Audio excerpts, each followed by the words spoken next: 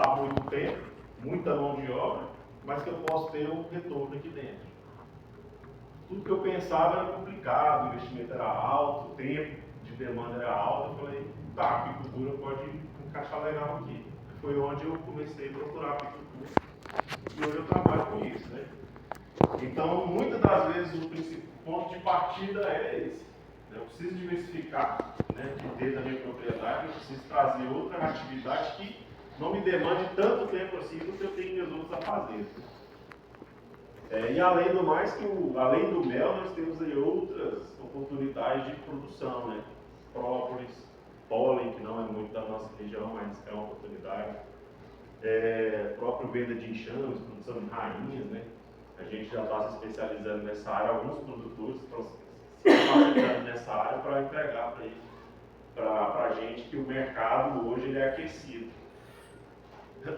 Eu vejo como muitas regiões, principalmente assim, pela facilidade de manejo, para combinar com o nosso tempo também, a produção de própolis ela vem em segundo lugar depois do mel, né?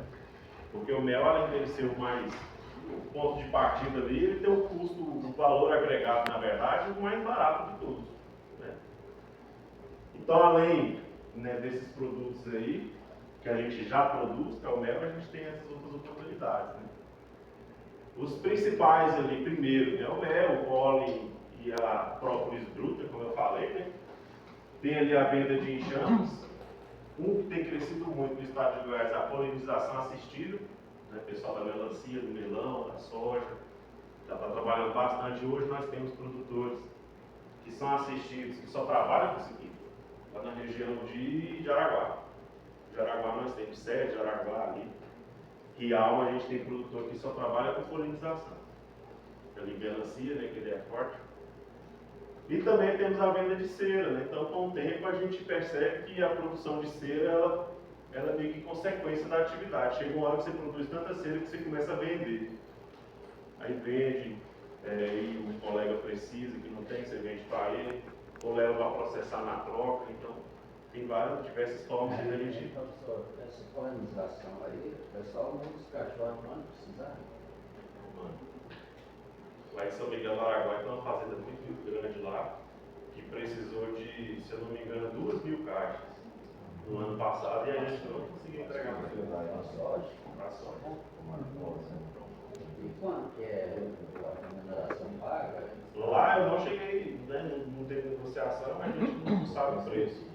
Mas geralmente na de melancia é R$100 por bloco, por caixa, por período. É bom. Só que demanda mais tempo, né? Você acaba que não produz mel porque não dá tempo de produzir. Fica só nisso. Não dá tempo de produzir. Porque você fica carregando, acaba estressando um pouco. Né? O enxame não fica aquele enxame grande, mas ele, para polinizar, ele é funcional. E nesse período que está polinizando, não faz algo? Não tem tempo. Logo tem que tirar dali e passar para outro lugar. Né? Fica no rodízio ali. Às vezes 20 dias, 15 dias, não dá tempo. Pode. Com relação a essa questão, Salmar, eu fui num evento e o cara ele é apicultor de Portugal. E aqui em São Paulo. Ele falou que ele tem os enxames dele para mel e os enxames só para isso, para polinização. Então não é tudo a mesma coisa, né? Então eu tenho sei lá, umas caixas ali que é para fazer essa polinização que fica rodando de onde eu estou. Ele falou, e as outras que é para sua produção mesmo. Com o mel a gente pode trabalhar as mesmas colônias para própolis. A gente consegue nas mesmas colônias trabalhar própolis. Mas para pólen e para polinização não. Nem para multiplicar, para dividir, vender enxame também não. Mas para mel e própolis dá para fazer a mesma colônia. Para pólen também não dá, mas nossa região aqui é fraca, mas no Nordeste é muito forte. Produção de pólen, para o coqueiro, né?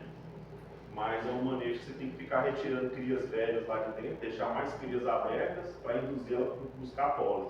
Então o enxame não chega a crescer tanto para produzir mel, mas produz pólen. E aí a gente tem os minimamente processados também, né? Que é o extrato de própolis. Existe uma diversidade bacana que a gente pode trabalhar com mel com castanha, mel composto, que vai açafrão, né, que vai óleos essenciais, que vai gengibre, né? O mel com alho, o mel cremoso, então tem uma diversidade aí que a gente pode trabalhar com o próprio mel e tem mercado para isso. Isso é uma coisa interessante porque quem já trabalha com isso, se agrega valor no produto e consegue vender mais fácil inclusive, né?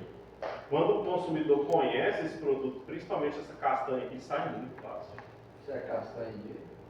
Eles fazem um mix de castanha, pegam vários tipos de castanha, caju, baru, um monte junto, até uva passa, põe no meio, completa com mel. Fica gostoso e forte. Oi? Ô, Danilo, com relação a essas castanhas aqui, ó, o Pedro aqui da Perdiz, ele primo do Jota, aí ele, vendo que ele tinha começou ele está fazendo isso aqui, ó. Está agregando valor. Um problema é que as castanhas hoje, ele falou que até aquela vez lá, né, que subiu muito o valor. Mas assim, a quantidade de mel que você coloca é pouquinho. Eu fiz por uma edição sobre a quantidade, ótimo e castanha. Para venda? E vendeu bem? Tudo que nós produzimos vendemos. Vende muito Só que bem. foi assim, eu fiz só uma quantidade. Vende muito bem mesmo. Então é uma oportunidade, né? Principalmente época festiva, né? Final de ano vende muito. Fábio também vende muito final de ano. E tem nosso colega lá de Porangatu, que ele só trabalha com Fábio, trabalha com mel limpo mais, só Fábio. Vende aí, no final do ano ele vende tudo. O acrílico, né, também. No acrílico também, que tem uma novidade bacana, vende bem também. O pessoal está trabalhando muito vela, né? Produzindo vela ali com cera de abelha, às vezes tem um estoque muito grande de cera, então aproveita e faz uma vela aromática. E tem os mais processados ali, né? Produtos até que hoje já são até industrializados.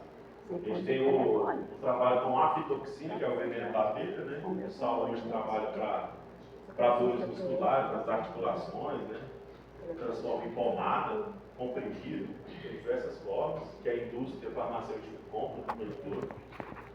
Nós temos aí o sabonete, né? Tem sabonete, tem shampoo, tem creme de pele, tem vários aí, né? A gente já tem produtores que estão trabalhando com isso aqui.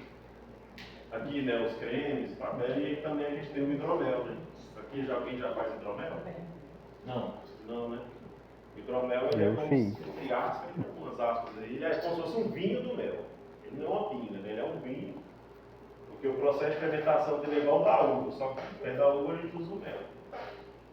É só água, mel e os fungos, né, que vão, as bactérias que vai gerar ali o álcool, vai produzir o álcool. Então já tem muito produtor que trabalha com hidromel. E não é ruim não, é gostoso para quem gosta. E não é forte e não é doce, igual a gente pensa que fica. Não fica muito doce não. Fica bem gostosinho. Mas aí eu só uma pergunta, aí mais no caso, esses cursos que tem pela Senar, tem essa parte que... Hoje a gente ainda não tem, mas a gente tem ter, né? um planejamento para ter. Porque os produtos da diversificação da agricultura. É. A gente precisa ter inclusive.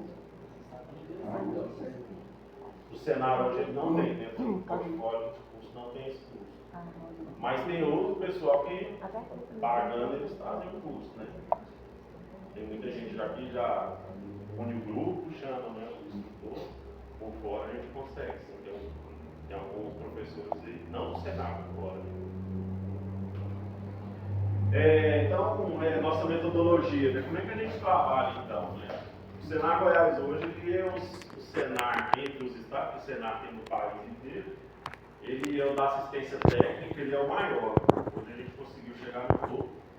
E graças ao estilo de trabalho, nosso método, né? Chama de metodologia. É um método que funciona. Né? E como que funciona? Como que a gente faz isso? Né? Nas primeiras visitas, o Elias chegou na propriedade de vocês e perguntou: o que vocês têm? Quantas caixas? Tem melgueira? Tem cavalete? Vamos lá na piada para dar uma olhada. Tem telha? Não tem? Aí pergunta, né? Você tem frequência na piada? Você tem curso? Como é que é? Você entende? Ele precisa entender como que é o seu perfil e o perfil da agricultura dentro da sua propriedade, né? gente chama de diagnóstico produtivo individualizado.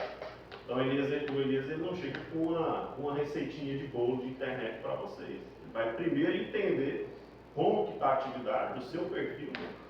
Se você tem mão de obra disponível para, às vezes, até questão de investimentos que você está tendo naquele momento para crescer, né? Ou vai devagarinho, vai crescendo aos poucos. Então, ele vai fazer esse trabalho individualmente com cada um, né? E dentro disso, com os objetivos de vocês, ele pergunta, vocês querem chegar aonde? Quantas caixas quer ter? Quer produzir quanto? Ele pergunta, aí a gente faz o quê? O planejamento estratégico. Então, a partir do que vocês têm disponível, a partir do tempo de disposição também para empregar na atividade, ele vai traçar o planejamento, então, em cima do quê? Em cima de onde vocês querem chegar. Que são as metas de vocês, né? E aí, então, a gente vai para a PIAD. São as adequações tecnológicas, né? Nada mais é que as ações práticas lá no manejo. Então, dentro disso, com o passar dos meses, ele percebe que o grupo dele precisa de alguma capacitação profissional complementar, que é os cursos do Senar.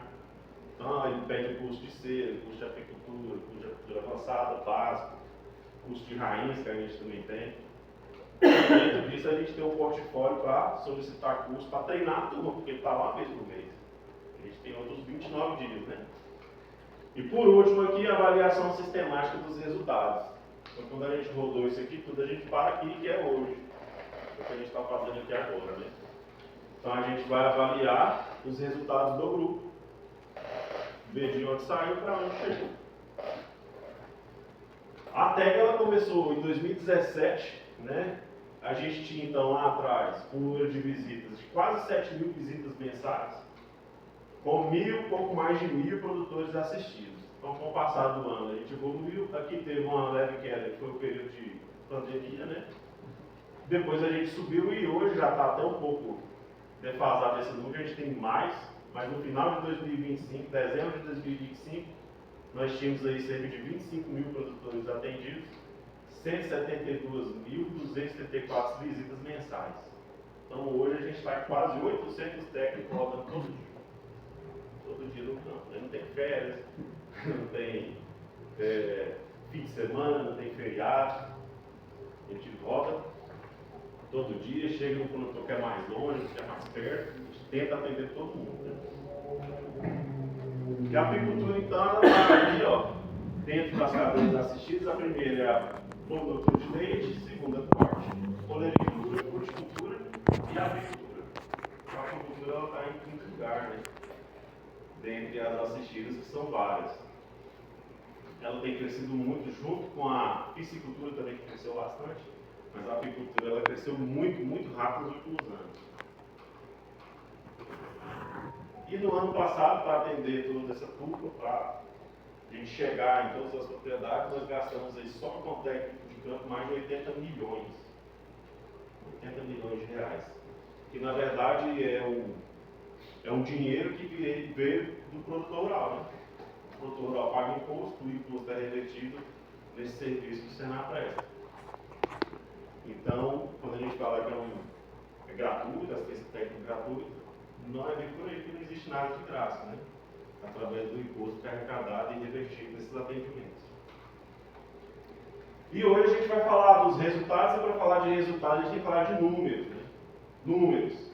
Então lá atrás, lá fora, a gente estava conversando um pouco sobre isso. E para falar de números a gente fala de indicadores. O que é isso, né? Dentro dos indicadores que a gente trabalha, a gente tem alguns, por exemplo, produção, que é a produção de mel em quilo por ano. A gente tem a produtividade, que é quilo de mel por enxame ano. Produtividade nada mais é que a eficiência daquela colônia, daquele enxame, né? A taxa de ocupação de caixas, quilo de mel por hora trabalhada, muito importante esse daqui também, né? O que está sendo revertido de mel por cada hora que você trabalha. O COE da atividade, que é o custo operacional efetivo. O Elias vai falar mais, exemplificar mais sobre o que é COE. O COT por quilo, margem bruta da atividade, margem por quilo, dentre outros, a gente trabalha vários. Aqui a gente tem um exemplo do colega assistido de resultados dele nos últimos anos. Lá em 2023, ele produzia 164 quilos. antes da técnica, né, antes da assistência técnica.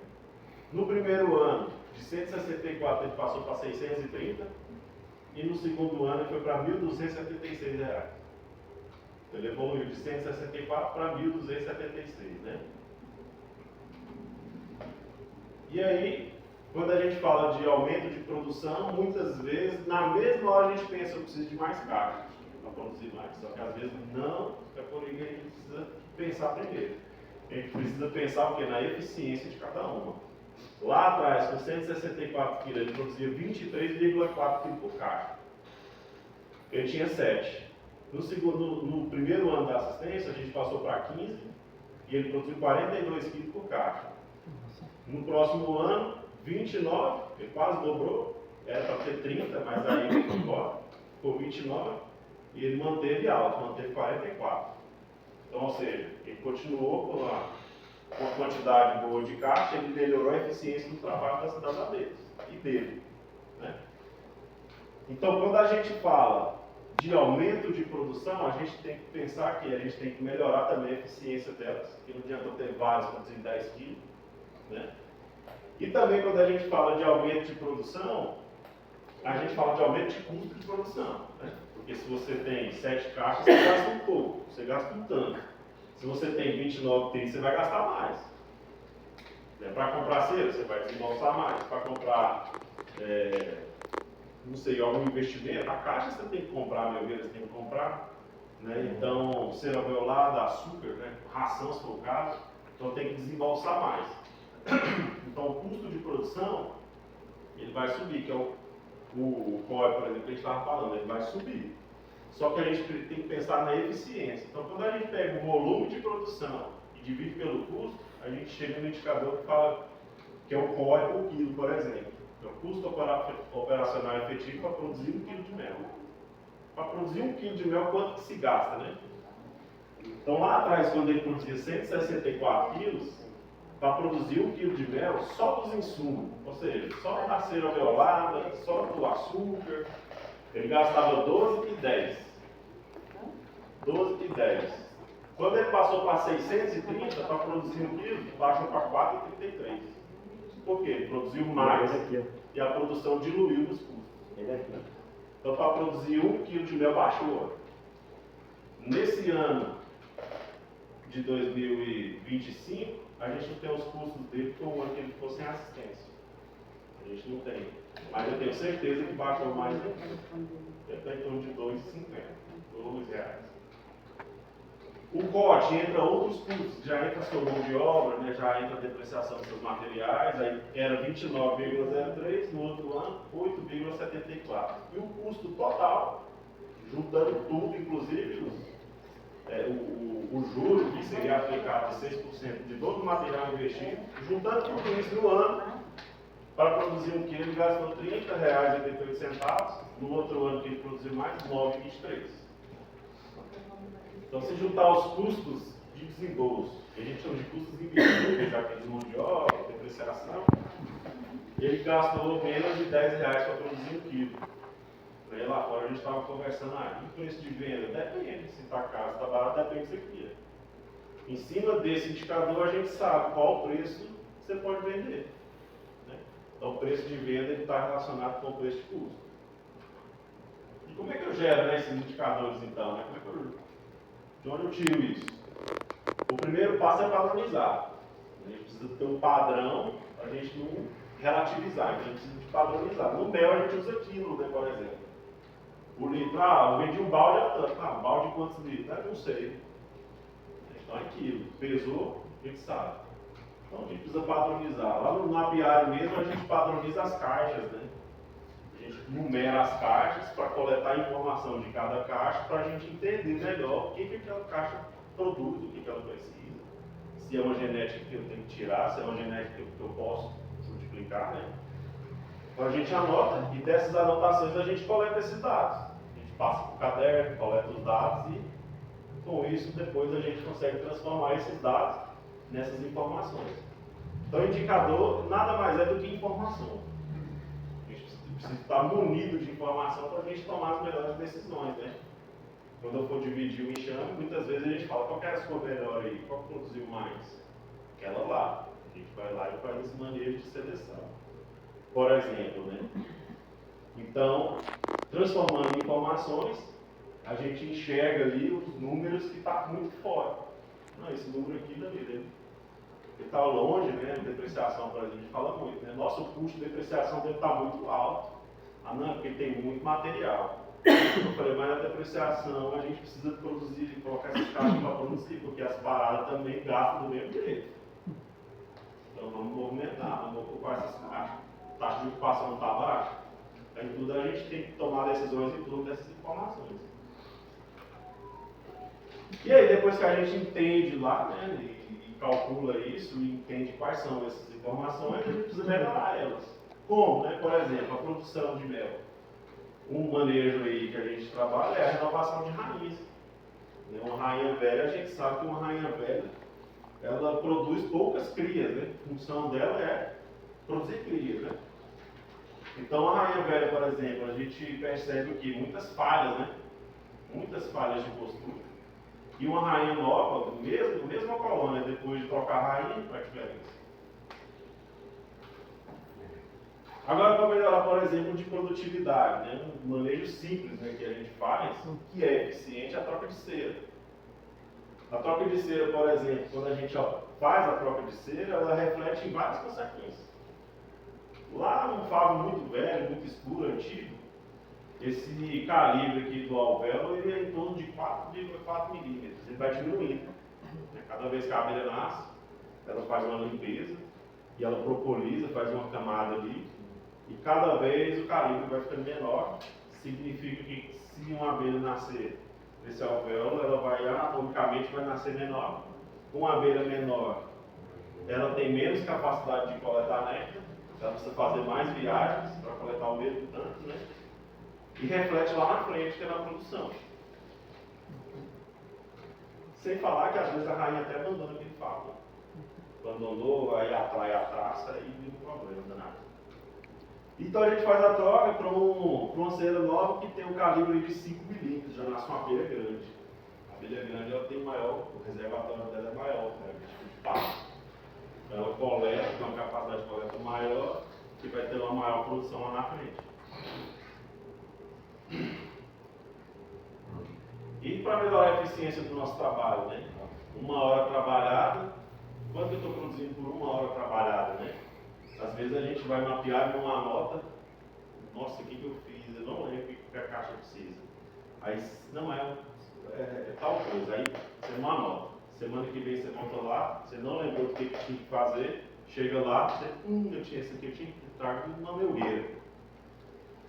Eu vou voltar, aí depois você deixa para outra semana. Nessa semana você já perdeu, quantos reais você não perdeu isso? Falta de uma simples anotação, né?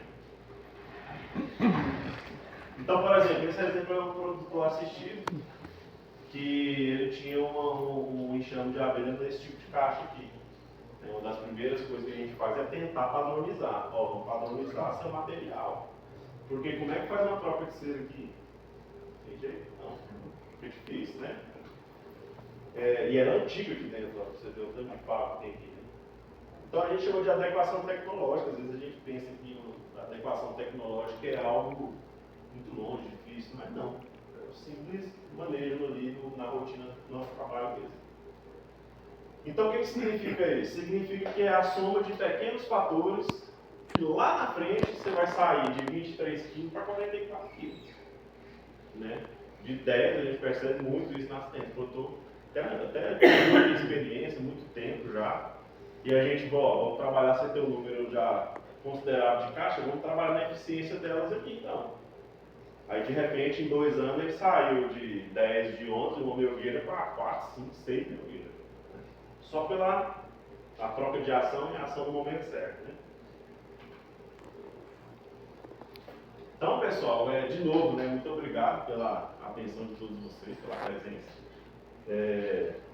Aqui mais é para dar um contexto do que a gente vai trabalhar agora com a Elisa.